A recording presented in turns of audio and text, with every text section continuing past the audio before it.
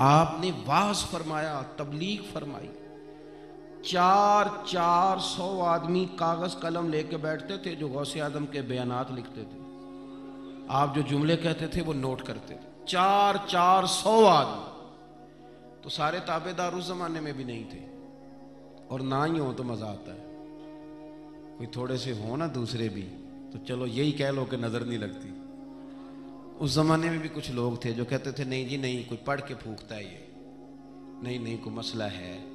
एक शेख याह्या बिन नजात थे, सलफ नहव के इमाम थे, तो वो भी कहने लगे अपने एक शागिर्द थे कि तेरा पीर क्या सुगाता है, लोगों को इतनी दुनिया जाती है। तो वो मुरीद थे ना, शागिर्द उनके थे। कहने लगे कोई नहीं हजरत साहब, ये कौन सा मुश्किल मसला, मेरे साथ चलें, चल के देख ले। तू वजह मेरा महबूब नहीं डिठा जिन्नू वेख के चन शर्मावे। आ ना चल देख लेते हैं, आ जा। तो शेख कहते मैं पहले दिन गया था मैं चेहरे पे कपड़ा डाल के, कोई देखे ना कितना बड़ा मुफ्ती भी किसी की तकरीर सुनता है। इमाम राजी कहते हैं इल्म भी हिजाब बन जाता है, नहीं तरबियत नहीं होने देता। बंदा कहता है मैं पढ़ा लिखा ही बड़ा, अड़ जाता है।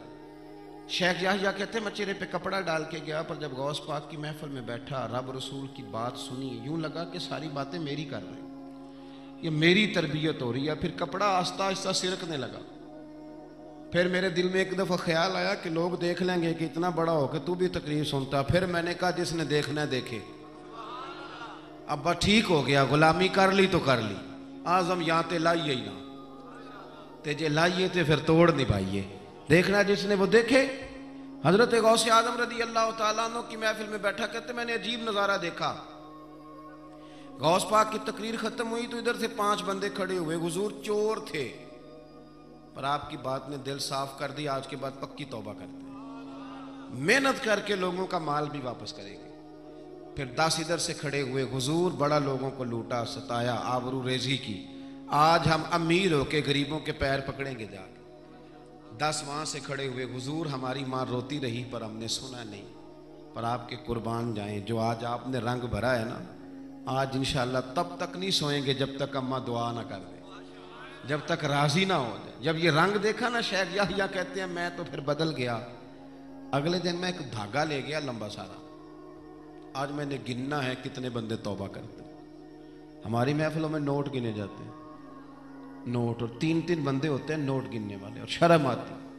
ये स्टेटस रह गया। अब गौस पाक की महफिल में गिना जाता था कितने लोग तौबा करते। धागा मैं ले गया, चादर मैंने ओढ़ ली, और जब महफिल खत्म हुई तो मैं हुजूर गौसे आदम के करीब ही मिंबर के बैठा था। 5 बंदे खड़े हुए, आज तौबा करते हैं। मैंने 5 गिरहें लगाई, बाद में गिन लूंगा, ये तरीका था उस दौर में गिनने का, गिरा लगा लो, गंढ लगा लो।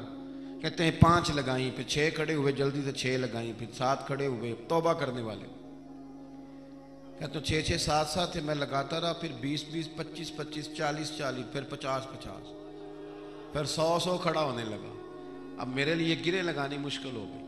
मैं कभी बंदे गिनूं, कभी गौस पाक को देखूं, कभी धागा देखूं। जब मैं पूरी तरह उलझ गया ना, तो हुजूर गौसे आजम ने करम की नजर डाली और फरमाने लगे याह्या, यार तूने अजीब काम शुरू किया है। मैं दिलों की गिरें खोलता जाता हूं, तू लगाता जाता है।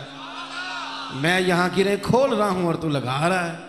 और फिर भी अपनी करामत नहीं बनाई, करामत नहीं बनाई। फरमाने लगे ये मेरी वजह से तौबा नहीं कर रहे, ये खुदा के फजल से कर रहे। और फरमाया याह्या, खुदा का फजल गिना नहीं जा सकता, वो शुमार नहीं किया जा सकता। 5000 यहूदी और ईसाई। गौसे आजम फरमाते हैं वो हैं जिन्हें मैं जानता हूं, जो मेरे हाथ पे कलमा पढ़ के मुसलमान हुए। आप आज करोड़ों की आबादी में रहते हैं ना, इसलिए 5000 को छोटा समझते हैं। और जहां आबादी कुल 25,000 हो, और उस इलाके में यहूदी ईसाई हो ही इतने, और वो सारे ही आके गौस पाक के हाथ पे कलमा पड़ जाए, फिर आप अंदाजा फरमाएं कि हाल क्या होगा। और जिन्होंने तौबा करी वो तो लाखों में, गिने नहीं जा सकते। पता क्या है, हम लोगों ने ना दीन को उसके मिजाज के मुताबिक समझना है, फिर हमें दीन फायदा देगा।